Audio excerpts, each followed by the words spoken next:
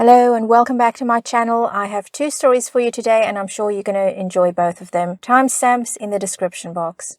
Story number 1. Opie writes, "To my husband's female colleague, I do not know your Reddit name, but you finally gave me a reason to use this throwaway. I know you look through this sub after you got advice here telling you to come clean to me about your, quote, affair, unquote, with my husband. I personally couldn't find a thread that fit the description, but could be the wrong sub or you deleted it. So if you read this and it sounds familiar, then yes, it's about you. I have no plans of speaking to you in the future, but I want to make a few things clear. Yes, I do remember when we first met at the Christmas party and you kept trying to get my husband alone to, quote, talk, unquote. You pouted so much when he refused, I thought you would quack.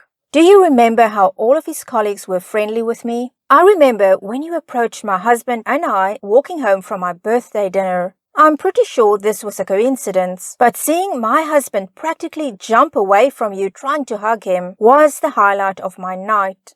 I know my husband is sexy, of course I know. I married him and had kids with him, but I bet you didn't know, because you have only been at the company for a few months, that your co-workers used to be my co-workers. I know all about you trying to get him alone after meetings, not only straight from my husband because you make him feel uncomfortable, but also from them. Did you think he wouldn't talk to me after you, quote, accidentally, unquote, sent him 2 provocative photos on 2 separate occasions? Did you think you could really get him? Did you look at his Instagram and think, wow, I want that life, I just need to lie to his wife and it's all mine? Do you think knocking on my door when I'm hosting a dinner party to hand me printouts of your, quote, conversations, unquote, with him, that I would go off on the deep end and divorce him? I'm pretty sure HR have spoken to you already about your inappropriate behavior and misuse of his personal file. I'm sure you are shocked. Maybe you didn't think my husband would report it. I don't know what repercussions you will get and I don't care. If you come near me, my husband, our kids, our nice home again, police will be called. A word of advice. If you're going to fabricate messages, you might want to get rid of the wrong number or at least replace it with a name. Let's get a comment with a reply from OP before we get OP's update. I have a question. Don't know if you answered before, but did you laugh at her face when she showed you the dumb prints? How did you react? OP replies, I'm glad no one asked me this until now. I didn't laugh. I'm a calm person, especially when I'm pissed off. I always try to think before I act. So last Monday, it's our turn to host our friends for dinner. I was just about to head into the kitchen to check the food, as my husband is pouring drinks. The doorbell rings, I'm closest. It's her and she looked like she was about to cry. She hands me the stack of paper and says how I should read it, how she loves my husband. She didn't want to hurt a fellow woman, but the heart wants what it wants. Told me it was best if I left, and for 5 whole minutes she just kept talking. I stood there silent, listened. She finally stopped talking, and I remained silent. And now just staring at a blubbering mess that she was. I just kept staring until she felt awkward enough to turn and walk away. Maybe for a split second I doubted my husband because the woman was a mess. But when he appeared next to me thinking he would save me from an over-talkative neighbor, he was confused seeing her car leave. I handed him the papers and agreed to go through them together. We skimmed it alone first, and by page 2 I knew it was BS, as him kicking me out of the, quote, his hard-earned house, unquote, was mentioned. Inherited and prenup makes that nearly impossible. So with the tension gone within minutes of her leaving, we carry on with dinner and read through it with our friends. Not my best moment, as I felt bad my trust faltered for a few seconds. Because who in their right mind would show up at a house with fake messages? My husband was just as confused, but a few seconds of confusion over 15 years isn't that bad. Sorry for going on. It's just bizarre to me. Well, here's OP's update.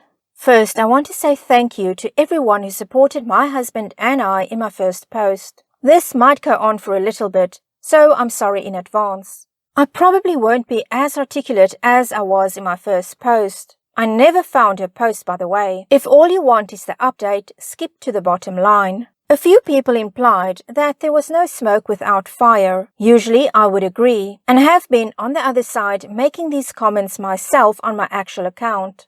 But my husband is also on Reddit and saw the comments, and he wanted me to add some prior events. My husband is high up with a company marketing department that works closely with the event department in their field. When they work together on a project, big or small, they have to have meetings. The bigger the project, the more meetings needed. My husband worked very closely with a colleague that went on maternity leave. The woman was highly recommended by a senior employee in the events team. So after she had training on the systems and brought up to speed by her department head and my husband for a big project, he was friendly towards her.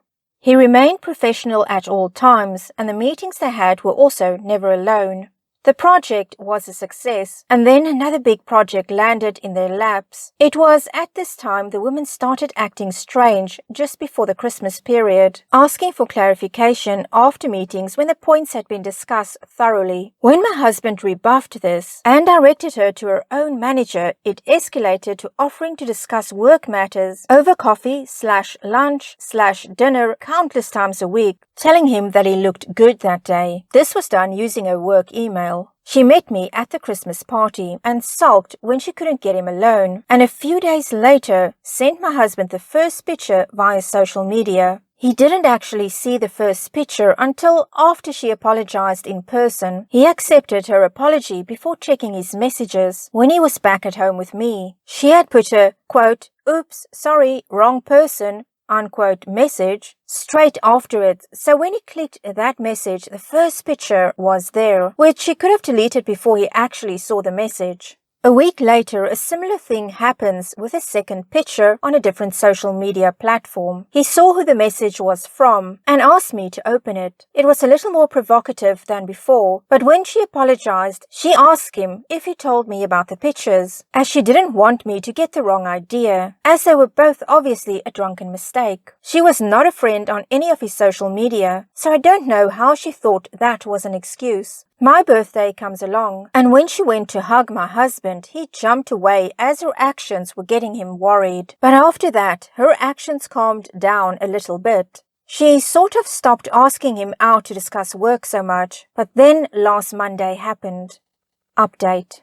She was fired for sexual harassment and gross misconduct, and this has led to someone else being suspended pending investigation. As my husband and I were both working from home due to the events that happened last week, I was unaware at the time of my post that she had been suspended pretty much straight after my husband reported this to HR on the Wednesday. He handed over the text exchange, the messages on his social media with proof he never responded, and he printed out the work emails he had received also. The reason for the rapid response was due to the nature of the allegations, but I can confirm she was fired yesterday. I have not been told what she said, but she did not try to raise any allegations against my husband. In my comments, I explained a little about the HR department's system. The company uses an electronic personal database which only HR employees can log into. No other employees should have access to this system. Yet, an employee in the IT department gave the woman unauthorized access to the HR system. A report was ran, and she had been in my husband's file 34 times. I don't know what she actually did in there, but apparently there were so many amendments that they had to restore his file from a recent backup.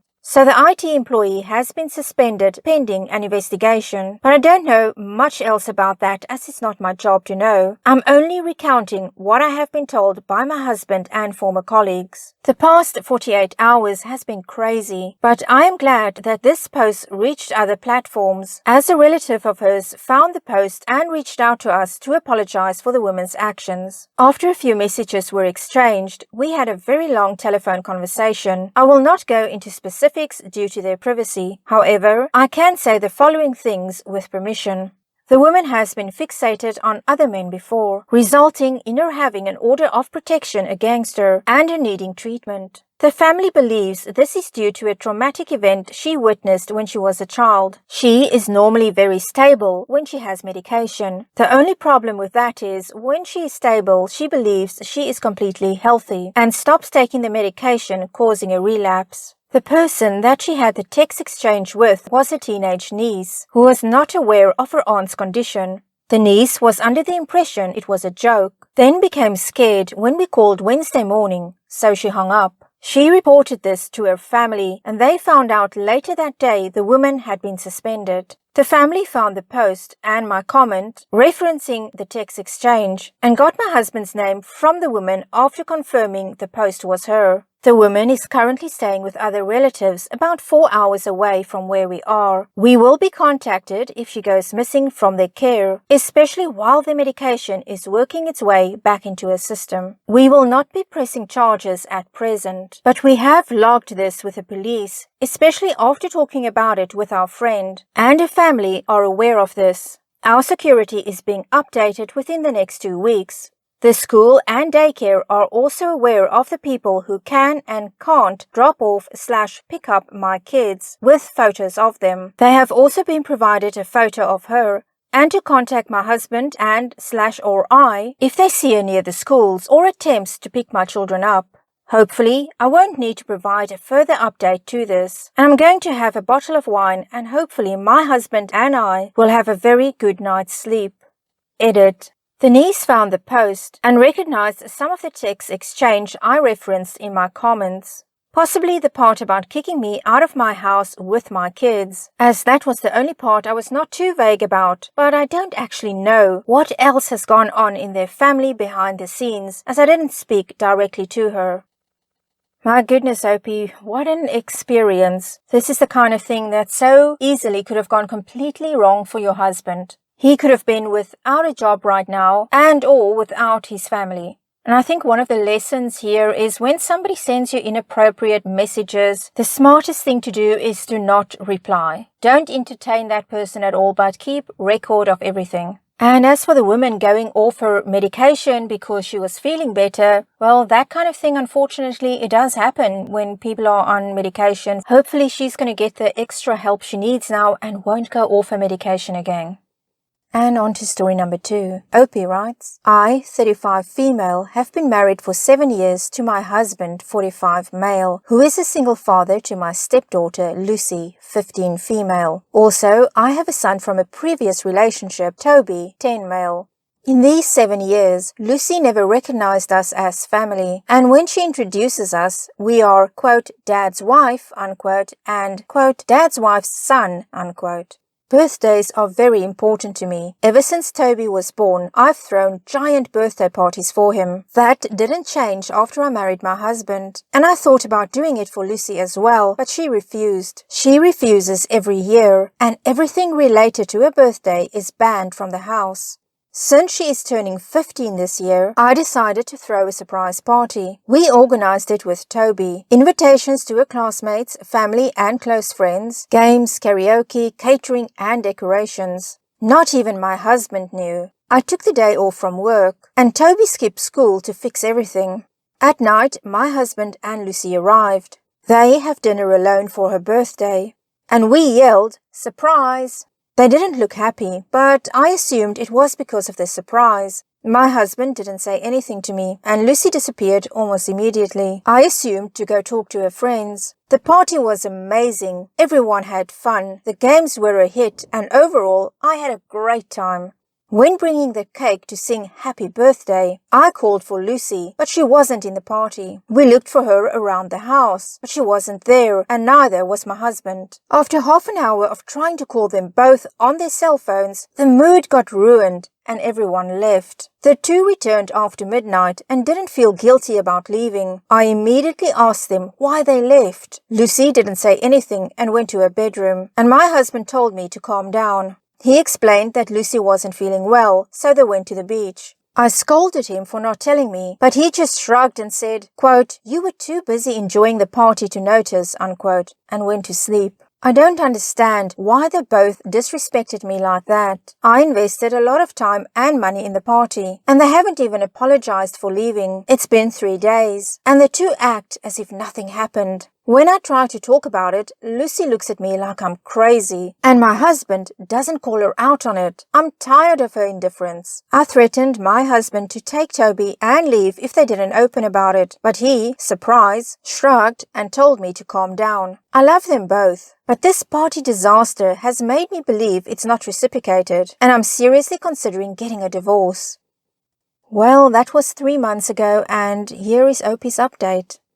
Hello, it's been a while and it's all been pretty stressful, but I don't want to leave this unfinished. To begin with, sad news, at least for me. I was pregnant. We'd been trying to have a baby for years, and I confirmed my pregnancy while we were separated. I reached out to him to tell him the news, and he was excited, as he loves being a father. Sadly, I lost the baby a few days later. I don't think it was due to stress. I got pregnant with my son by a miracle, and in my family the women only have one baby. After losing my baby, we both talked. He didn't apologize for the party issue, just informed me that he was sorry for the loss and that he's willing to work things out between us. But I can't keep meddling in Lucy's personal affairs or spending big money on, quote, stupid crap, unquote, behind his back. That pissed me off a bit, even though it was a very big event, and it didn't turn out the way I wanted it to. It was done with good intentions, and maybe if he had thrown me a proper birthday party, I wouldn't have done it. He laughed and said he couldn't believe this was all about a stupid party, and suggested that I grow up, since people our age have better things to think about. And it's silly that I got so many hopes for just a birthday. At that moment, I realized it wouldn't work out. Even if birthdays are silly to some people, they're important to me, and he can't respect that. Maybe he never really knew me and only married me so he wouldn't be alone. He never stepped out of his comfort zone to do anything for me, and Lucy pretends that me and my son don't exist. All the love I had for the two of them vanished. We officially divorced last week. He didn't fight me about anything because we signed a prenup. He just demanded not to pay for my party expenses. My few savings and some loans went to pay the expenses of the party, and it was all for nothing. My son is devastated that he's no longer living with his stepdad.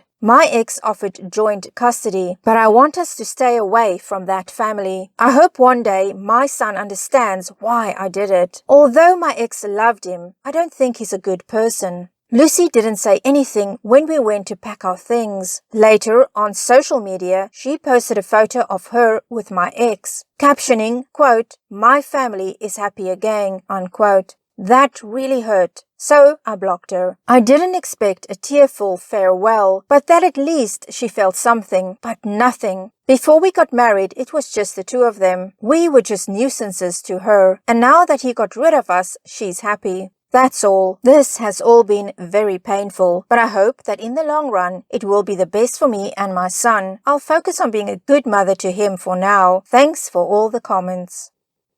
Well, Opie, I think you crossed the boundary over there with Lucy. She didn't want a birthday party, and not only did you throw her birthday party, but you went over the top, it sounds like to me. And then you mentioned something about how your husband didn't throw you the birthday party you wanted, and it sounds like you were trying to get back at him by throwing this big birthday bash for Lucy. If it was really for Lucy, I'm wondering. It just sounds to me like there's a whole lot more to this story than you told us, Opie. But at any rate, it sounds to me like this is for the best.